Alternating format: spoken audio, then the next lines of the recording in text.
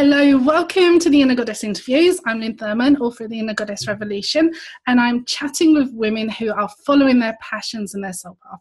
And I'm really excited today to have with me Linda Ursin, all the way from Norway, where it stopped snowing briefly.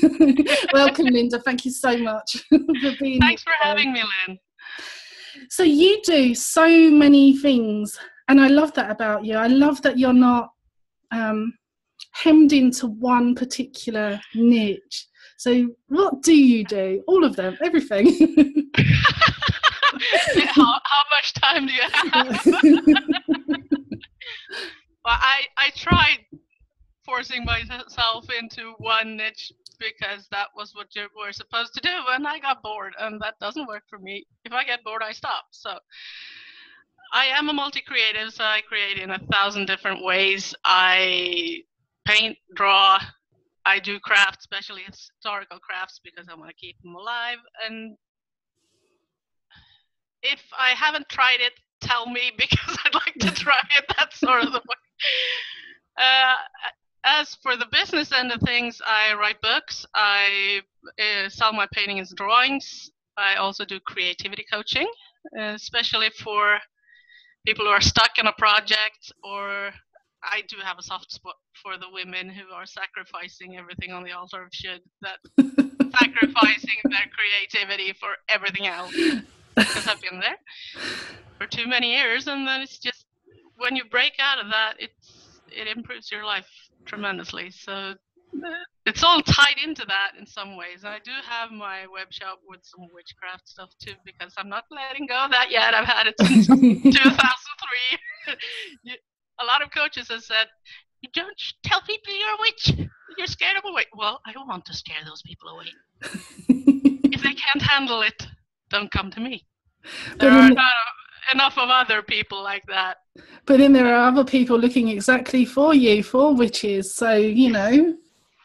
So I've been flaunting my witchiness since 1994, and I'm not stopping. What was your turning point where you decided that you were going to get creative, let your creativity out rather than keep it in? I suppose it was, I've always been creating, but the real turnaround was probably when I had enough of working full time with chronic pain and a husband that didn't respect me. So I've stopped working. I'm on disability, which I should probably have done 10 years ago, and I'm taking steps to change my living situation, to put it nicely.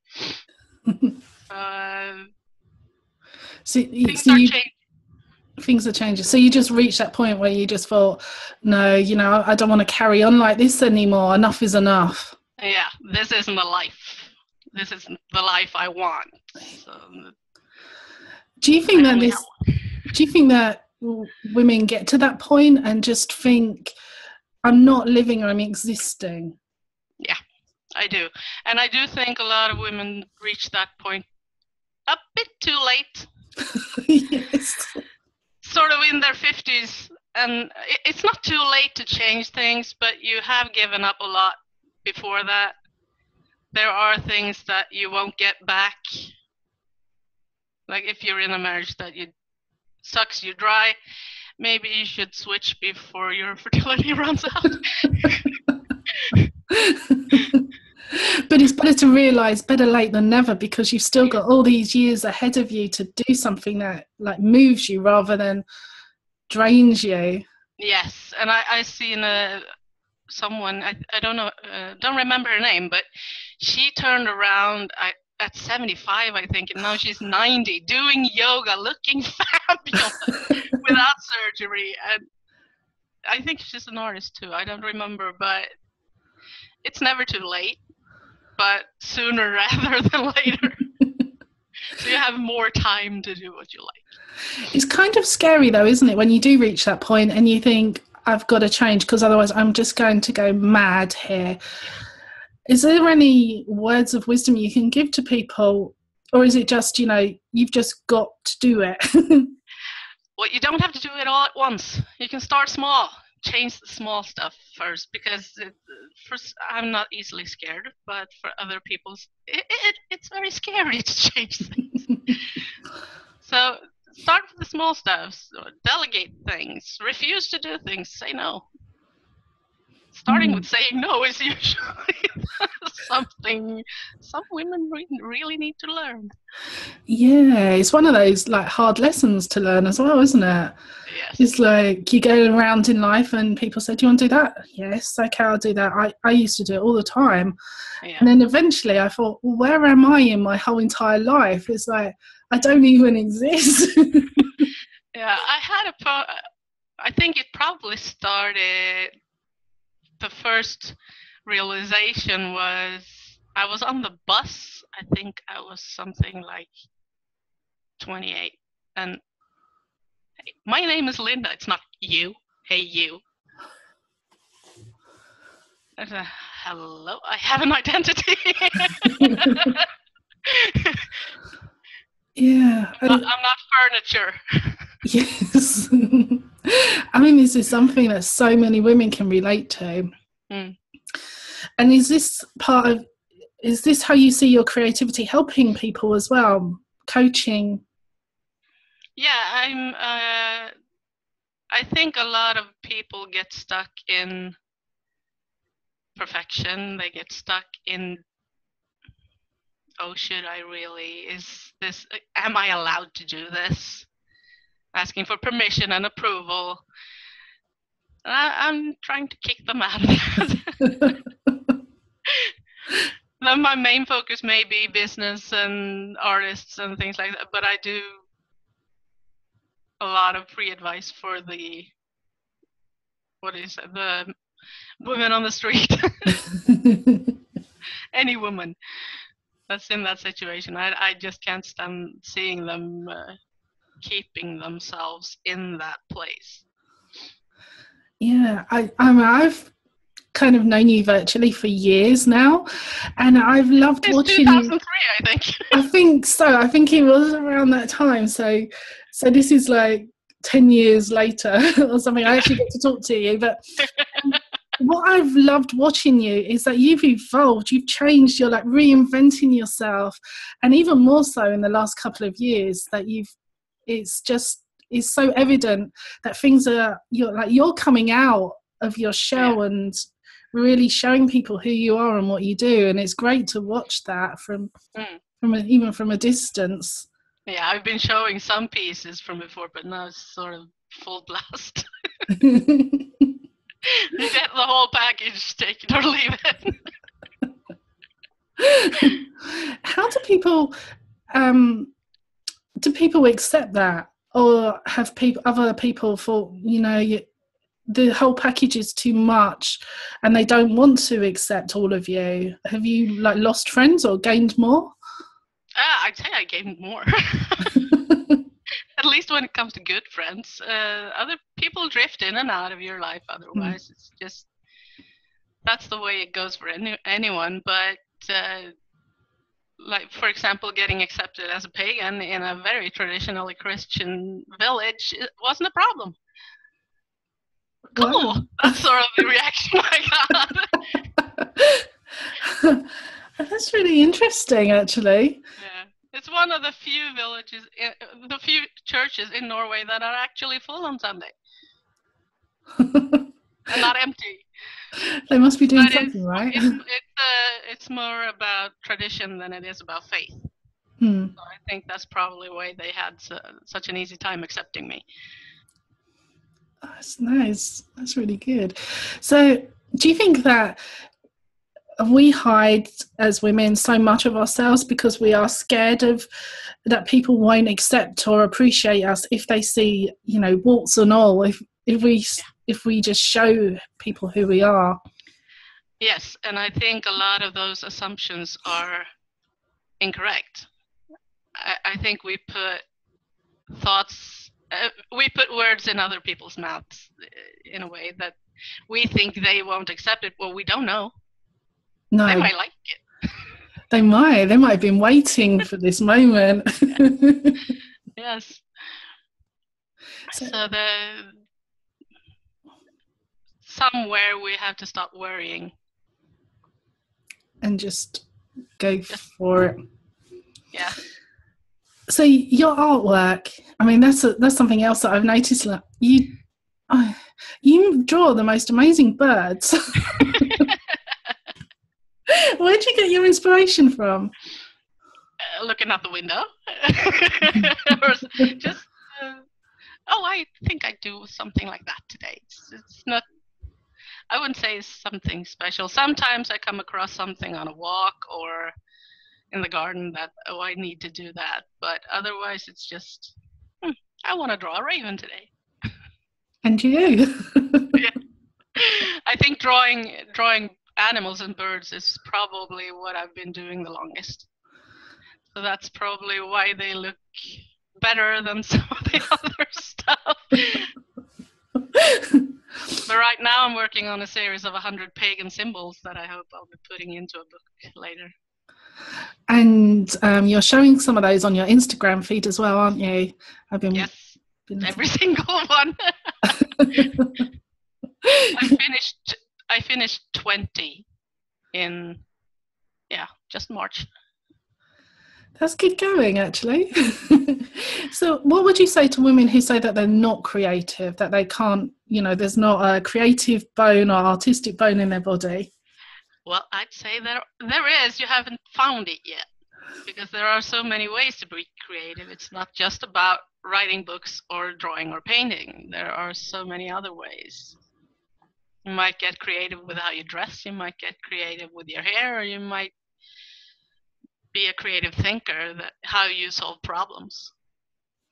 There's so many ways to be creative. I think everyone has this creativity. It's even on the list of human needs. Yes, because you mentioned that in your book.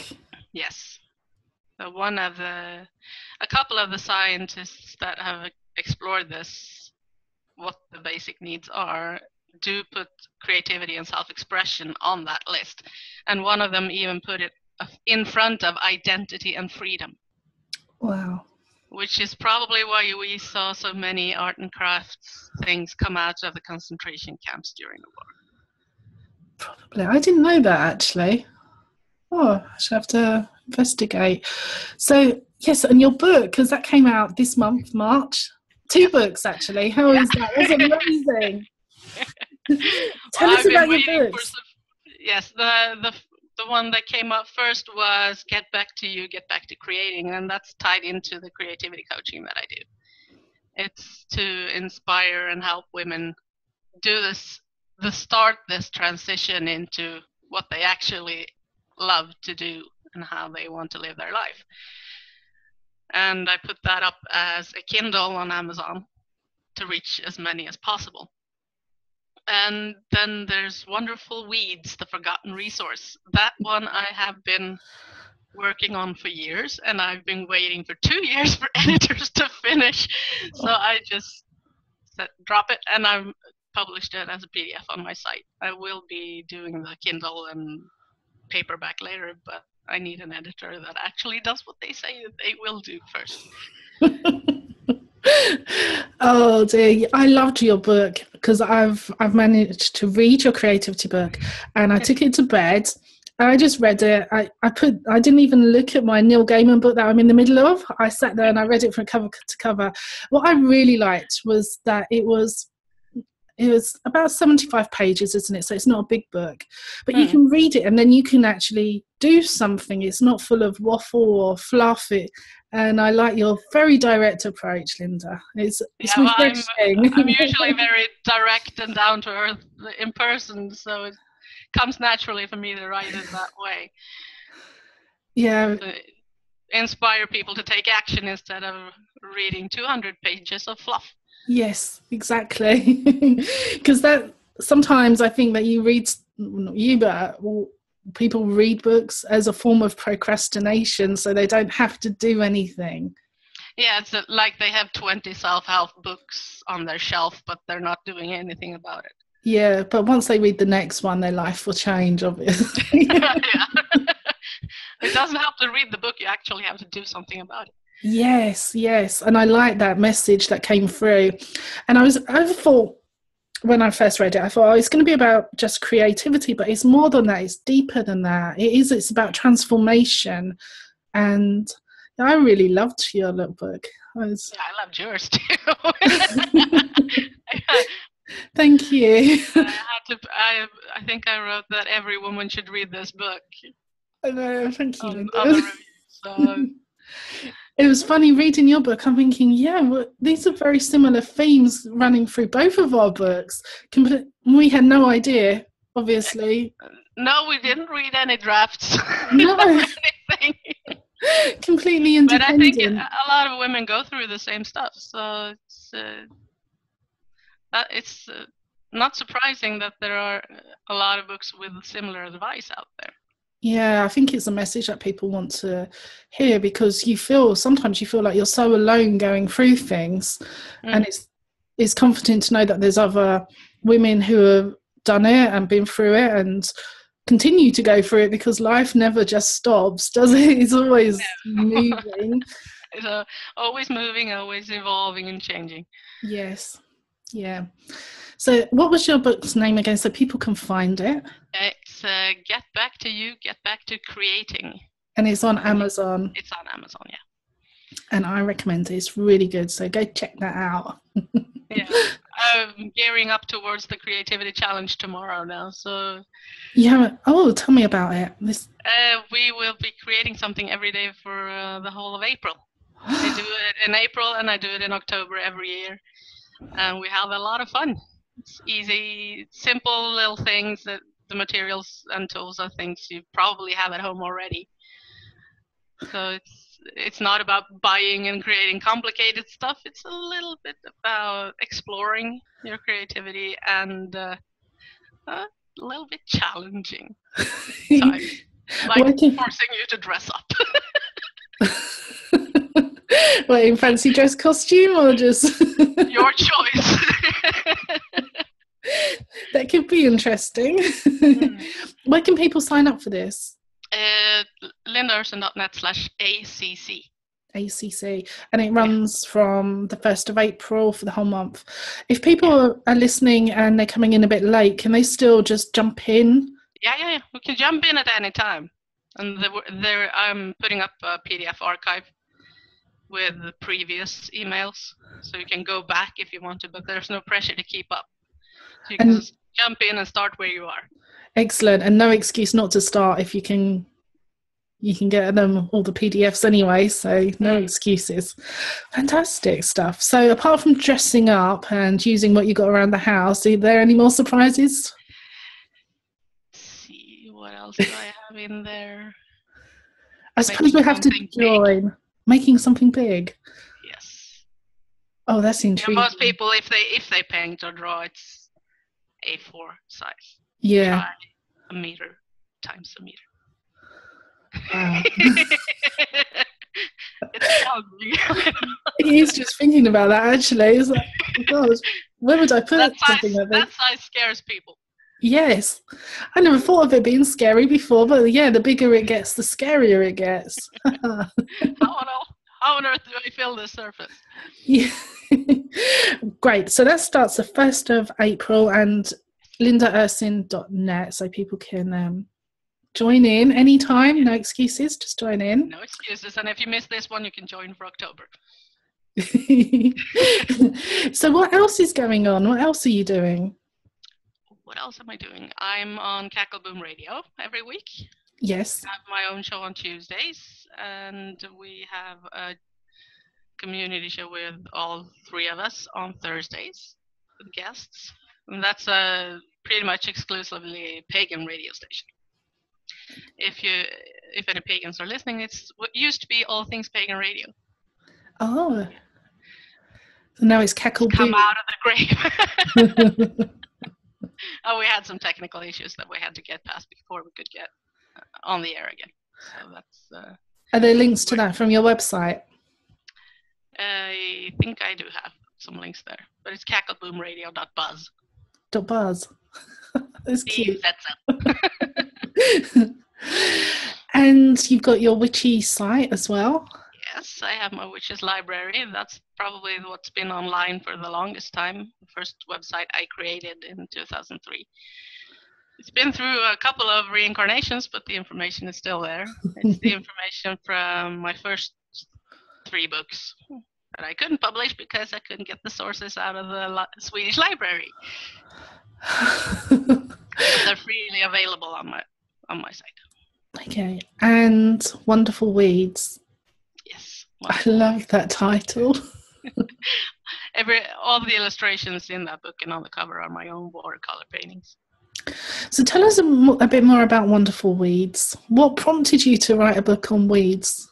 Well, I've been working with herbs since I was 22. Now I'm 43. So it's been a while, and I see there's a lot of information on the more popular things like chamomile and peppermint and things like that, but people still pull the weeds out of their garden without thoughts of poison them, rip them up. Well, you can use them too, and they're easily available. Yeah. And I think it's just a collection of what I've found on common weeds. I think it's 24 weeds in there, and what you can use them for. It's in medicine, magic, food, cosmetics, crafts, and at the end there's some miscellaneous information. Some funny stuff. So next time you're in the garden and you're pulling them up, you think, oh my god, I should get Linda's book and I'll find out what I could do with this. And that's available from your website? Yes, it is. How did you find the creative process of writing a book? Is this something that you just fell into? Did you enjoy it? Well, I've been blogging for a long time, so for me it's more picking parts and putting them together. So it wasn't like having this meter-long blank canvas? No. It wasn't. Like for the weeds, I already had my 24 posts on my blog, and I just reworked them into something that would work for a book. Aha, good. How about your creativity book? For the creativity book, it's a combination of webinars I've done, stuff from the blog, and conversations I've had and things like that. It's just, I think it took longer for me to put that one together than the other one, because I had to rearrange it so if it fit in what do you need to do first, and also write it in a way that made it fit together. If you have one blog post from 10 years ago and one from yesterday, the writing style is different. Yeah. Go through it and fix it. Have you got any tips for people? Because self-publishing is, it's fantastic, isn't it? And it's kind of it's a journey. And it's easy.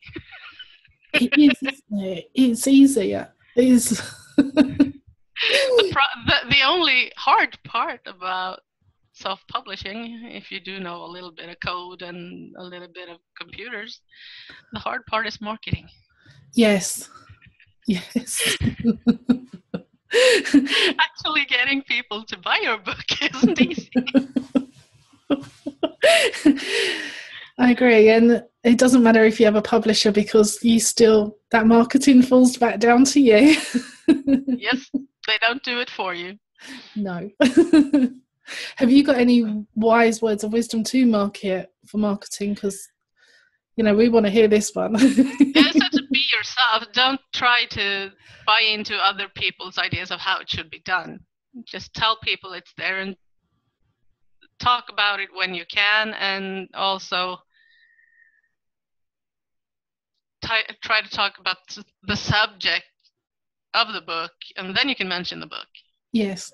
And so you try to provide some help, and then people can think, oh, maybe I'll find more in that book. Yeah. So it's be yourself. There's a lot of bad advice out there on the old style of marketing, of trying to push it on people, and it doesn't work anymore.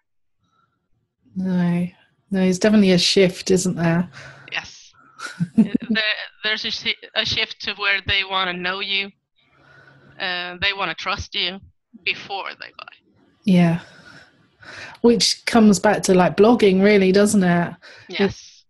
Blogging and social media and videos, things like that. So would be women who want to be creative and perhaps want to take their creativity one step further, blogging and social media is a great platform to do that, isn't it? And it's also a good platform to grow into your own style.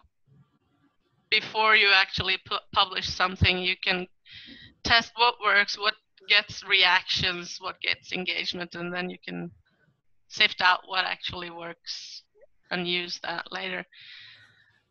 Plus, you're building this trust and know, like, and trust factor that they call it.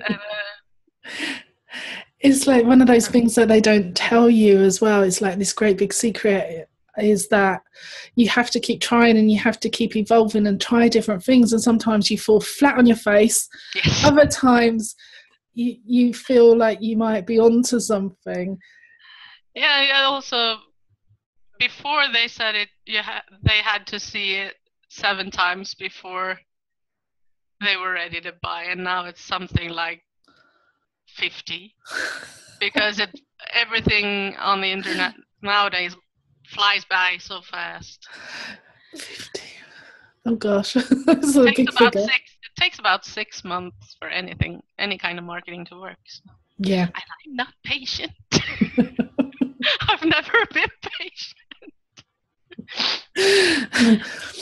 But these are really good stats because, you know, people don't tell you this, and if you've got a business, if you're a creative person, it's like you're always thinking that you're missing something because no one tells you how long things take and how difficult and sometimes how time consuming it is.